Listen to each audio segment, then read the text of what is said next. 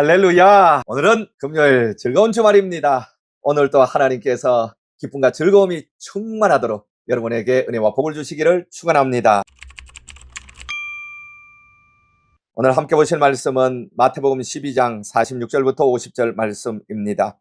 제가 읽어드립니다. 예수께서 무리에게 말씀하실 때에 그의 어머니와 동생들이 예수께 말하려고 밖에 섰더니 한 사람이 예수께 여짜오되 보소서 당신의 어머니와 동생들이 당신께 말하려고 밖에 서 있나이다 하니 말하던 사람에게 대답하여 이르시되 누가 내 어머니며 내 동생들이냐 하시고 손을 내밀어 제자들을 가리켜 이르시되 나의 어머니와 나의 동생들을 보라. 누구든지 하늘에 계신 아버지의 뜻대로 하는 자가 내 형제요 자매요 어머니이니라 하더라. 아멘. 예수님께서는 그 당시에 굉장히 인기가 많은 슈퍼스타였습니다. 예수님이 가는 곳에는 사람들이 수만 명씩 운집을 했고 굉장히 기적을 일으키고 예수님께서 말씀을 아주 은혜롭게 잘 전하셔서 수많은 사람들이 예수님을 따라다니면서 무리를 이루었습니다. 그리고 온 유대지방, 갈릴리지방, 이방 땅에까지 예수님이 소문이 났습니다. 그런데 그 소문이 항상 좋게만 난 것이 아닙니다. 오늘은 그 소문에 대한 가족들의 반응이 나오는 것입니다. 46절에 예수께서 무리에게 말씀하실 때 그 어머니와 동생들이 예수께 말하려고 밖에 섰나이다. 이렇게 이제 성경에 기록되어 있습니다만 다른 성경에 보면 예수님께서 귀신 들렸다 하는 소문이 나서 가족들이 예수를 붙들고 집으로 가려고 찾아왔다. 이제 이렇게 말씀을 하기도 합니다. 예수님이 귀신 들렸다는 말은 순전히 거짓말입니다. 예수님이 귀신 들렸다 하는 말은 바리새인들과 서기관들이 만들어낸 말입니다. 우리는 여기에서 종교 지도자들이 하는 말이 다 옳지 않다는 것을 우리는 알 수가 있습니다. 예수님이 귀신 들리고 이단이라고 유대 종교가 정의를 내렸다고 해서 예수님이 귀신 들리고 이단이 될 수는 없습니다. 예수님이 귀신 들렸다고 사람들이 재판을 한다고 해서 예수님이 귀신 들린 사람이 될 수가 없어요.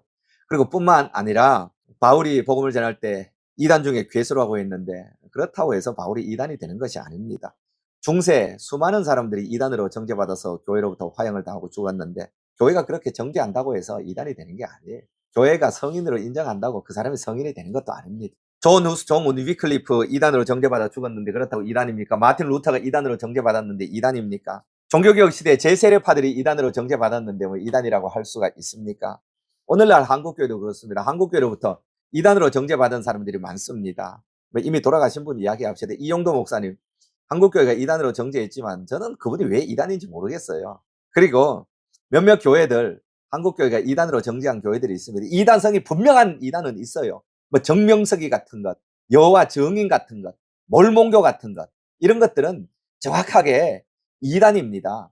통일교 같은 것, 신천지 같은 것, 이런 것들은 지옥 불에 100% 떨어지는 이단입니다. 왜냐하면 완전히 다른 복음을 전하기 때문에 그렇습니다.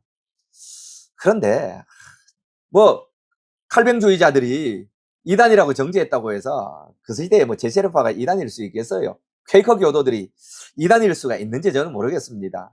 영국의 웨스트민스터 교회 로이드 존스 앞에 사역했던 캠벨 몰간이라는 이 목사는 오순절파를 사탄의 마지막 구토물이다 이렇게 이단으로 아주 혐오를 했는데 오순절파가 어떻게 이단이겠습니까?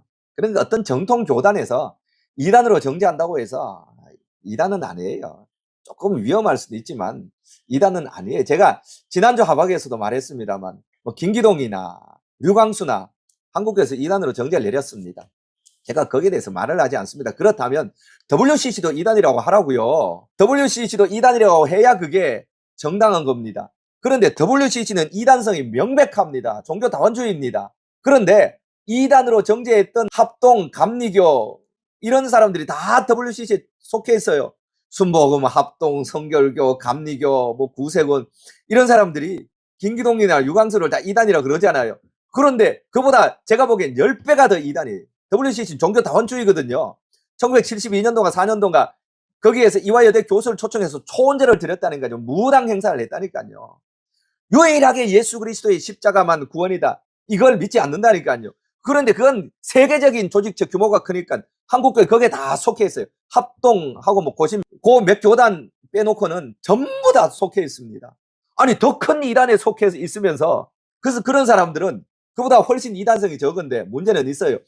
힘이 없다고 해서 이단으로 다 정결을 하고 죽여버리고 더 큰 이단성이 있는 WCC는 힘이 있고 무리가 크니까 자기들은 거기에 속해서 이렇게 기대가지고 제가 좀 안 좋은 말을 쓰겠습니다. 기생을 하는 그런 한국교회, 저는 정말 정당하지 못하다고 생각을 합니다. 한국교회가 이단을 바로 정지하려면 WCC에서 반드시 탈퇴를 해야 됩니다. 그런데 거기에서 다 한자리 하고 기득권을 누리는데 탈퇴하겠어요. 그래서 제가 한국 보수교회가 유대 기독교와 닮았다는 말을 하는 것입니다.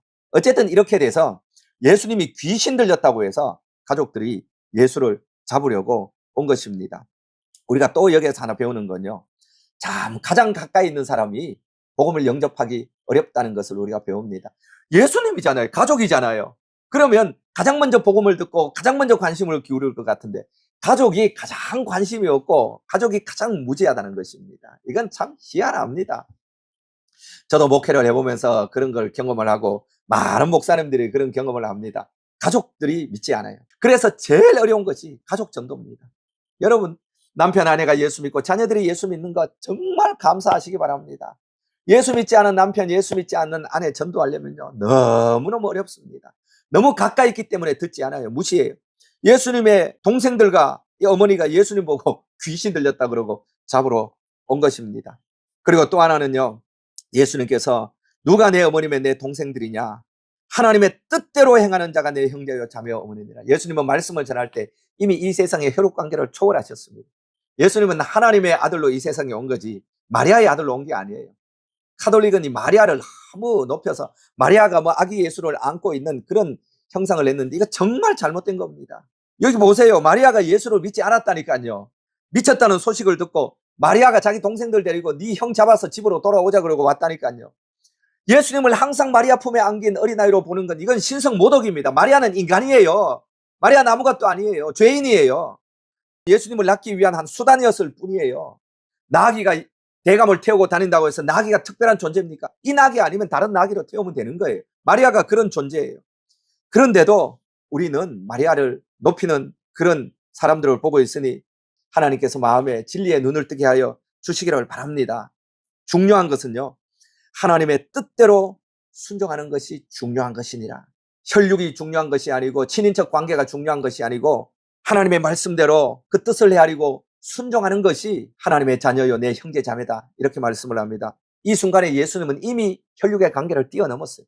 인류의 구원자로서 말씀을 하고 있는 것입니다. 그런데 어떤 교단은 아직도 예수님을 마리아의 아들로 격화시켜 놓고 있으니 이건 신성모독의 죄를 범하는 것입니다. 누가 내 어머니며 내 동생들이냐, 내 어머니와 내 동생을 보라. 누구든지 하늘에 계신 아버지의 뜻대로 행하는 자가 내 형제요 자매요 어머니니라. 예수님은 혈연관계를 완전히 초월해서 하나님의 아들, 온 우주의 구원자로 이 세상에 오셔서 예수님의 가족의 개념을 새로이 정해주신 거예요. 그러므로 마리아를 특별하게 취급하지 마세요. 예수님의 가족을 특별하게 취급하지 마세요. 우리가 예수님의 형제요 자매요 어머니라는 것입니다. 그러므로 오늘 또 여러분이 예수님을 의지할 때 하나님의 아들로 의지하시고 말씀을 펴놓고 말씀의 뜻을 헤아리고 말씀을 순종하는 삶을 살아갈 때 우리는 하나님의 가족이 되는 것입니다. 기도하겠습니다. 살아계신 하나님 아버지, 가장 가까이 있는 자가 하나님의 말씀을 못 듣는다는 것을 배웠습니다. 예수님의 어머니와 예수님의 동생들이 예수님이 귀신 들렸다는 주의 말을 듣고 예수님을 잡아서 집으로 데리고 가려고 왔습니다. 부모님 전도, 아내와 남편 전도, 자식 전도가 가장 어려운 것을 깨닫습니다. 예수님인데도 가족들이 믿지 않았던 것을 보면서 하나님이여 우리 가족들 불쌍히 여겨 주시옵소서. 가족 구원에 애타며 기도하는 기도를 하나님 특별히 불쌍히 여기시고 응답하여 주시기를 원합니다. 또한 우리에게 믿음의 가족을 주신 것 감사합니다. 믿음의 남편, 아내, 믿음의 어머니, 믿음의 자녀를 주신 것 천하보다 귀하니 우리가 믿음의 가족을 가진 것을 날마다 감사합니다. 부모님에 대해 불평하지 말게 하시고 남편, 아내에 대해 불평하지 말게 하시고 자녀에 대해 불평하지 말게 하여 주옵소서. 이것이 복 중에 가장 큰 복이요 효도 중에 가장 큰 효도요 축복 중에 가장 큰 축복임을 알게 하여 주옵소서. 아버지 하나님이여, 우리는 마리아를 높이지 않습니다. 누구도 인간을 높이지 않습니다. 예수님은 이미 이때 누가 내 어머니며 누가 내 형제냐, 하나님의 뜻대로 순종하는 자가 내 형제요 내 어머니라고 말을 했으니 예수님은 이미 혈연관계를 초월하셨습니다.